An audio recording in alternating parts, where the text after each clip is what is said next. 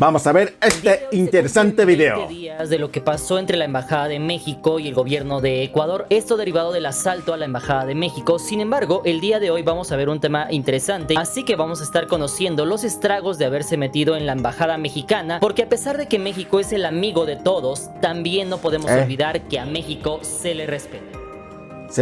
Le respeta, sí señor. Sin necesidad de movilizar un ejército o disparar una sola bala, México ha puesto contra las cuerdas al gobierno de Ecuador, a tal grado de aumentar su violencia, quedarse sin luz y perder en su última consulta popular, allanando el camino para una reelección complicada. Todo esto para el actual presidente ecuatoriano en el año de 2025. Ni modos, papá. Hasta este punto que cuando algunas personas del poder toman malas decisiones, lastimosamente no son ellas quienes pagan los platos rotos, sino generalmente siempre es el pueblo, y en ese caso lamentablemente nuestros hermanos ecuatorianos. Así que listos, comenzamos.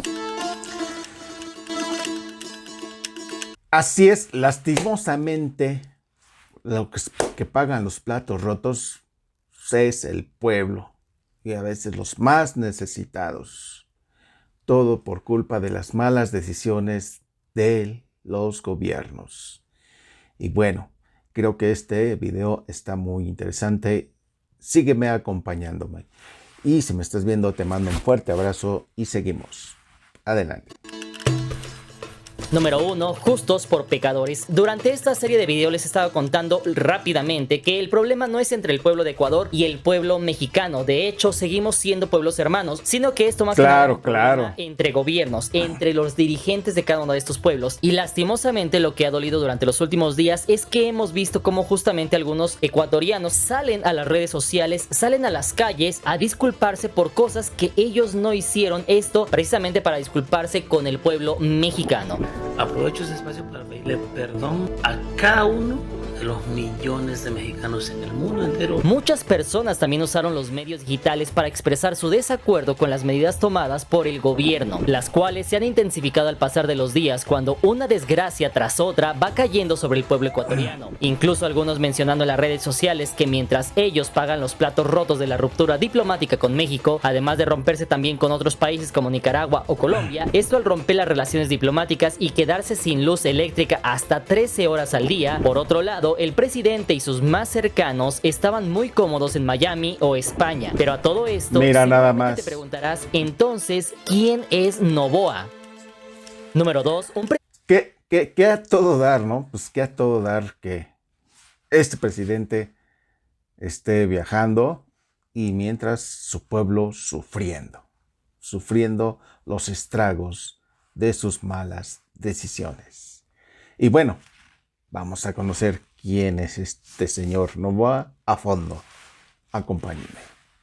Presidente ecuatoriano estadounidense. Mucho se habla sobre el actual presidente ecuatoriano, pero ¿sabías que su nombre es Daniel Roy Hilrich Noboa Acin, quien nació en Miami el 30 de noviembre del año 1987? Él es de nacionalidad estadounidense y ecuatoriana. Es hijo del hombre más rico de Ecuador y con 36 años es uno de los presidentes más jóvenes del mundo. Se dice también que es un administrador, empresario y político ecuatoestadounidense, el cual comenzaría sus funciones como presidente de Ecuador el 23 de noviembre del año 2023, es decir, apenas hace 5 meses. En cuanto a sus estudios, debes de saber que estudió en la Escuela de Negocios de Nueva York en 2010. Más tarde, en el año de 2019, también obtuvo una maestría en la Universidad de Kellogg y de Administración Pública en Harvard. Finalmente, en el año de 2022, tuvo otra maestría en Comunicación Política y Gobernanza en la Universidad de George Washington. Sin embargo, más tarde su llegada al poder aconteció después de que uno de los candidatos, es decir, Fernando Villavicencio, una de las personas más cercanas al expresidente, fuera abatido en Quito, esto en plena contienda electoral, y fue así como a su deceso Noboa quedaría como el primer lugar en la primera vuelta, convirtiéndose así en presidente con solo 35 años de edad, siendo el presidente electo más joven de la historia ecuatoriana. No obstante, debes de saber que como si se tratara de una dinastía de poder como los Bush o los Kennedy, este no es el primer Noboa en llegar a la presidencia, pues antes de él llegó Diego Noboa en el año de 1850 a 1851, quien fuera tatarabuelo del actual presidente. Más tarde, Gustavo Noboa también llegaría y gobernaría en el año 2000 al 2003, aunque este último no sé si sea familiar del actual presidente. Si aquí alguien tiene la información, si son parientes o solamente comparten apellido, les agradecería bastante su aporte. Y así llegamos finalmente a Daniel Noboa. Muy bien, ¿cómo ven? Todo su dinastía, desde su tatarabuelo, ¿no? O sea, eso ya bien, es una descendencia de poder. O sea, ya tiene su historial. Y que es que sus maestrías, que tanto estudió el joven, ¿y para qué sirvió? Para dos cosas. Para nada y para nada. No, hombre. Ya queda claro que no el mejor estudiado es el mejor gobernante. Sigamos. Noboa, quien lograra cumplir el sueño de su padre, es decir, Álvaro Noboa, quien fuera asambleísta en el año de 2007 y se postulara a la presidencia de Ecuador la escandalosa cantidad de 5 veces. Esto en el año de 1998, 2002, 2006, 2009 y 2013. Todas estas veces sin lograr el éxito en la contienda presidencial. Número 3, Reino Bananero. Seguramente hasta este punto tú te preguntarás cómo es posible que Daniel Noboa sea hijo del personaje o de la persona más rica en todo Ecuador. Pues déjame contarte que de hecho esto proviene de una dinastía de varias generaciones, es decir, 3 generaciones, las cuales se han dedicado al negocio, en este caso del banano, del plátano, incluso mencionando en el mismo portal de la empresa que llevan 65 años liderando el negocio, no solamente en Ecuador, sino también en el extranjero. Como dato que debes de saber es que actualmente las empresas de esta familia son consideradas las más ricas de Ecuador, esto con activos por 1.355 millones de dólares, que representa el 1.08% del Producto Interno Bruto de Ecuador en el año de 2023, el cual está compuesto por 56 empresas. Este grupo económico está conformado por personas naturales y sociedades que poseen directa o indirectamente más del 40% de la participación accionaria en varias empresas, donde se estima que 119 compañías son nacionales y 15 son extranjeras. Sin embargo, la empresa que se cree que es la más poderosa es la exportadora de banano Noboa Trading, la cual en el año de 2022 reportó ingresos de 177 millones de dólares, teniendo empresas que van desde la producción de banano, la fabricación de cajas de cartón, navieras exportadoras, además de aseguradoras, empresas agrícolas, de plásticos, concesionarias de autos y de chocolates, entre muchas otras. También debes de saber que esta es la tercera generación empresarial, pues la empresa exportadora bananera Noboa fue fundada por Luis Noboa Naranjo, esto en el año de 1947, cuando incluso tenía otro nombre, realizando su primer envío de 100 racimos de banano a Nueva York, Estados Unidos, para la multinacional Standard Fruit Company. Número 4, los jinetes del apocalipsis. Seguramente si estás al tanto de estas noticias, te habrás dado cuenta que lastimosamente para el pueblo del Ecuador, durante los últimos meses han ocurrido algunos eventos que han puesto de cabeza al país. 4 jinetes del apocalipsis, 4 cosas que han hecho que el Ecuador cada vez esté más turbio, que la situación en Ecuador cada vez se salga más de control. Vamos a comenzar por la número 1 y estamos hablando de la violencia. Algo que llama la atención es la ola de violencia que ha azotado a Ecuador en los últimos meses, a lo cual el gobierno de Noboa buscó emular al gobierno salvadoreño de Nayib Bukele. Esto al declararle la guerra al crimen, sin embargo, no teniendo la misma eficacia que... Vamos ahí. Mira nada más. Una alta inseguridad en ese país. Válgame la redundancia, ¿no? Les declaró la guerra, así como aquí en México Calderón, a los narcotraficantes. ¿Y qué pasó? Un verdadero desastre. Un mar de sangre en todo el país. Ahora también creo que está fracasando el señor allá en Ecuador. El gobierno salvadoreño, pues de hecho se habla que este se ha intensificado, declarando incluso un régimen de excepción, viéndose una ola de violencia en algunas ciudades como por ejemplo Guayaquil, siendo este el primer caballo del apocalipsis al que se enfrentó el actual gobierno y que por el bien de los hermanos ecuatorianos se espera que disminuya en los próximos meses. Número 5, crisis diplomática. El segundo jinete del apocalipsis, en este caso para el gobierno de Ecuador y también para el pueblo ecuatoriano, fue justamente lo que detonó las acciones del presidente en este caso, las cuales fueron ingresar a la Embajada de México. Como todos sabemos, esto de la ruptura de las relaciones diplomáticas entre México y Ecuador no solamente se trató de quitar la embajada y de romper relaciones, sino que fue algo más allá. En este caso no solamente se rompieron las relaciones diplomáticas por un lado, sino que por otro también se rompieron lo que son las relaciones comerciales entre estos dos países, y en este caso no solamente con México, sino también con países aliados de México, como lo fuera en su momento Nicaragua, Colombia, Venezuela. Adicional a ello también se le suma lo que fue en su momento la crisis del plátano, en este caso con Rusia, el cual, por todo lo que ya les comenté, también les dejó de comprar bananos. Y esto, como te podrás imaginar, seguramente pegó a las mismas empresas de la familia Noboa. Sin embargo, seguramente también pegó aún más a los pequeños empresarios que dependían de estas ventas para subsistir. Más de 260 empresas ecuatorianas que exportaban para México se verán afectadas. Cientos de 260 los resentirán en sus bolsillos. Y eso hasta el momento que aún no se ven los estragos, pero esto generará un retroceso en el crecimiento económico de Ecuador en los próximos meses, con miras a cerrar este año con Ecuador como uno de los países con menor crecimiento de Latinoamérica, según estimaciones del Fondo Monetario Internacional. Y aunque aquí muchos dirán que sí, está bien porque así los millonarios pierden dinero, lo cierto es que esto es una rueda donde todos estamos conectados. Y sí, si el empresario no vende sus productos, tampoco comprará plátanos, tampoco necesitará los servicios de las empresas exportadoras, tampoco necesitará de los agricultores, entre muchos otros puestos de trabajo que se irán perdiendo. Y en caso de que México endurezca más sus medidas ante el país sudamericano, esto también podría complicar más el panorama económico de las familias ecuatorianas, quienes ahora no solo pagan más IVA, ya que debes saber que en temporada electoral el mismo presidente dijo que no aumentaría el IVA. Aumentar el IVA del 12 al 14%. Es reducir el consumo. Pero a unos meses de tomar el poder, aumentó el impuesto de 12% a 15%, lo cual ha pegado directamente al bolsillo de las familias ecuatorianas, quienes son las que terminan pagando los platos rotos.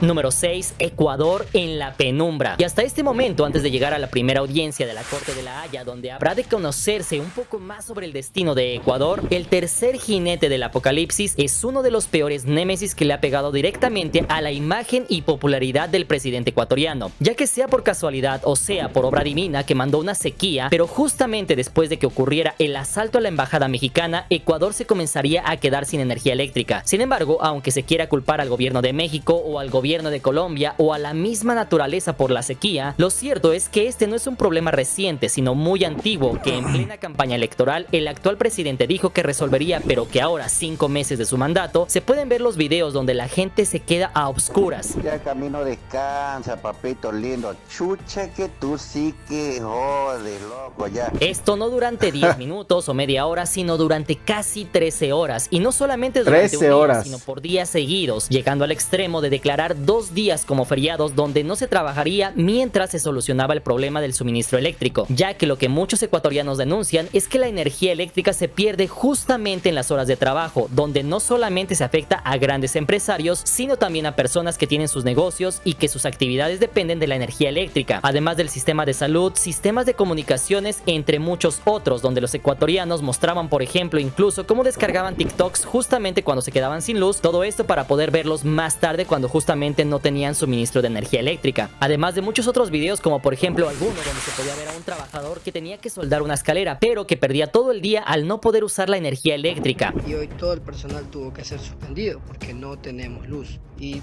mira nomás, dicen, cómprate un generador. Lamentablemente la economía no nos da para en este momento comprar uno. Adicional a ello, no podemos olvidar otros problemas energéticos como el desabasto de combustibles, que si bien es cierto no tiene nada que ver con la crisis diplomática con México, sí es verdad que hay una escasez de gasolina y gas en ciudades como por ejemplo Cuenca, lo cual poco a poco pone al pueblo ecuatoriano al borde de la oscuridad. Oscuro. O sea, imagínense todo lo que le está sucediendo a Ecuador, y son los primeros, bueno, ya van 20 días, ¿no? Y lo que falta, y los demás días que falta de este gobierno. Todo por sus malas decisiones. Así le está yendo a Ecuador, desgraciadamente. Uno no quisiera estar en sus zapatos, pero por eso, aquí en México ya estamos con el ojo más abierto para bien a quien ponemos en los gobiernos. Y esto es para un ejemplo, ¿no? Porque ya México es un ejemplo a seguir en todo Latinoamérica. Así que, hermanos, échenle ganas y véanle, échenle ojo a quien ponen en los gobiernos. de los países latinos, americanos. Seguimos, está muy interesante el video. Seguimos. Conspirativa o una realidad, pero poco después de la ruptura de relaciones diplomáticas entre México y Ecuador, casualmente comenzaron estos cortes de la energía eléctrica, ya que de por sí había problemas en el suministro eléctrico desde hace varios años en Ecuador. Sin embargo, a eso súmale la sequía reportada en esta región, la cual ha afectado incluso al Canal de Panamá, y eso, según algunos portales de noticias, orilló al gobierno de Colombia a que tan solo unas horas después de condenar los actos del gobierno ecuatoriano, decidiera por seguridad propia y de su gente dejar de exportar energía eléctrica a Ecuador. Nosotros limitamos la exportación de energía a Ecuador para así poder afrontar el desabasto de energía eléctrica en Colombia. Todo esto a cuestas de los apagones en Ecuador, por lo que muchos han mencionado que Ecuador no se habría quedado sin energía eléctrica si no hubiera hecho lo que hizo en la embajada mexicana. Sin embargo, hasta este punto tú ponme la parte de los comentarios a qué crees que se deban los apagones en Ecuador. Número 7, pues, cubetada de agua fría. Y finalmente, el cuarto jinete del apocalipsis para el ejecutivo ecuatoriano llegó este pasado 21 de abril, donde se mencionaba que Noboa había atacado la embajada de México para demostrar su poder y ganarse así la opinión pública ecuatoriana. Todo esto para poder ganar en su consulta popular. Sin embargo, la jugada de jaque mate le salió mal, pues el pueblo ecuatoriano hizo la famosa jugada 9-2, es decir, contestó que sí a 9 de las 11 preguntas hechas por el gobierno que le costaron al pueblo ecuatoriano más de 60 millones de dólares. Sin embargo, que castigaron a su gobierno al decir que no a las dos más importantes, que tenían que ver con implementar legalmente contrataciones laborales por hora y la adopción del arbitraje internacional en Ecuador para fines comerciales. Y es que mientras las otras preguntas eran relativamente sencillas y sobre temas de seguridad que la mayoría de los países de la zona ya tienen en funcionamiento, estas dos preguntas o propuestas llamaban la atención por lo siguiente. La primera facultaría a las empresas para poder contratar a una persona solamente por unas horas de su tiempo, y aquí muchos dirán,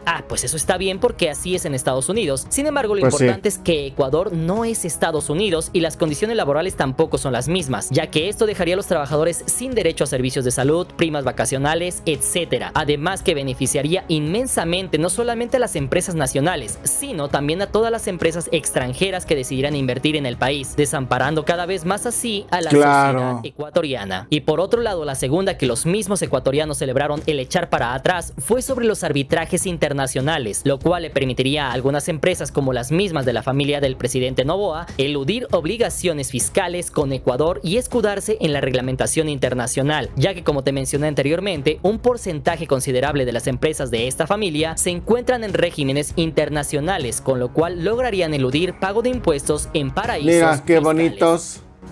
Ay, Número 8, ay. audiencia de La Haya. Y finalmente, después de todo esto, una de las fechas claves, críticas que vamos a tener justamente durante los próximos días será el 30 de abril y el 1 de mayo. El 30 de abril será para México, justamente cuando este país se presentará en la Corte Internacional de La Haya para presentar su caso, y posteriormente el 1 de mayo el gobierno de Ecuador presentará su defensa por todo lo que ha pasado durante los últimos días. Así que mientras por un lado México presentará seguramente las pruebas sobre cómo Ecuador incumplió sus obligaciones internacionales pactadas en los acuerdos de Viena del año 1973 sobre la inviolabilidad de cualquier embajada por considerarse como territorios en los cuales no se puede ingresar, para permitir que el diálogo sea la vía de las naciones para resolver sus diferencias y no la guerra como lo fue antes de estas modificaciones a la convivencia internacional previo a la Segunda Guerra Mundial. Mientras que Ecuador seguramente recurrirá a la Convención de Caracas en su artículo 3, donde menciona que ningún país puede dar asilo a personas que hayan roto la ley de otro país, además de alegar temas de injerencia política de México en...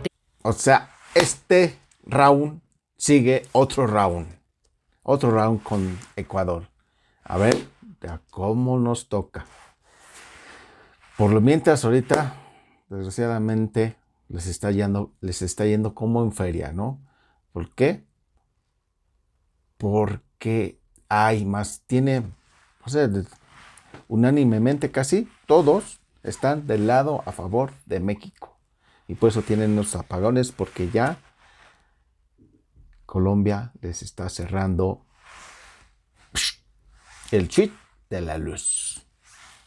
ecuatorianos, mientras que México seguramente se defenderá mencionando el artículo 4 de Caracas, donde se menciona que el Estado asilante tiene la potestad de determinar si el solicitante es perseguido político, con lo cual estaría en su derecho de dar asilo cumpliendo la ley y tratados internacionales. Y esto dejaría a Ecuador mal parado en el ámbito mundial, ya que México, al estar dentro de los límites de la ley, el gobierno ecuatoriano habría violentado varios tratados internacionales. Todo esto sin mencionar que dejaría una puerta abierta y sería un precedente para que otros países hagan lo mismo sin temor a tener alguna consecuencia, y lo cual podría traer problemas aún más graves de escala mundial si no se sanciona este actuar. Y finalmente, número 9, reelección. Como ustedes seguramente sabrán, el presidente Daniel Noboa no fue elegido por un periodo de 4 años, sino por un periodo de 18 meses, de los cuales solamente le quedan 1 año y 1 mes. Y justamente en este año seguramente lo que va a hacer el presidente será buscar su reelección justamente en miras del año 2025. Para ganar la reelección del año de 2025 tendrá 2 posibles escenarios. Por un lado, sigue la persecución de algunos políticos, sigue peleando con otros países y continúa su papel de Nayib Bukele ecuatoriano buscando el apoyo de las masas con riesgo a equivocarse de nuevo y definitivamente perder la próxima reelección. Mientras que por otro lado tendrá que dejar al lado su resentimiento hacia algunas personas que en su momento incautaron sus bienes y decidieron ir tras las empresas de su familia, y se centra en gobernar el país de Ecuador y así solucionar los problemas de este país, siendo la única forma en la cual el mismo pueblo podría apoyarlo por otros 4 años. Así que hasta este punto tú ponme en la parte de los comentarios qué opinas sobre este tema. ¿Qué crees que pase justamente en la reelección del año de 2025? ¿El pueblo ecuatoriano vote nuevamente por Daniel Noboa? ¿Qué opinan que justamente pase ya este 30 y 1 de mayo cuando se van a presentar en La Haya? ¿A quién creen que le den la razón? Obviamente esto no va a ser algo que se va a solucionar de la noche a la mañana, sino que justamente durante los próximos meses estaremos viendo parte de todo este desenlace. También finalmente me gustaría saber tu opinión para saber sobre quién creen que gane este juicio internacional que va a comenzar este próximo 30 de abril y 1 de mayo. Así que yo me despido, les mando un fuerte abrazo. Y bueno, ¿qué les pareció este video? Muy interesante, ¿no? Con Mr. Cracks. Del buen Mr. Cracks hizo un buen video, muy interesante. Así es de que espero que les haya gustado este video, y si les gustó, denle una manita arriba y compártanlo. Les mando un fuerte abrazo. Saludos. Adiós.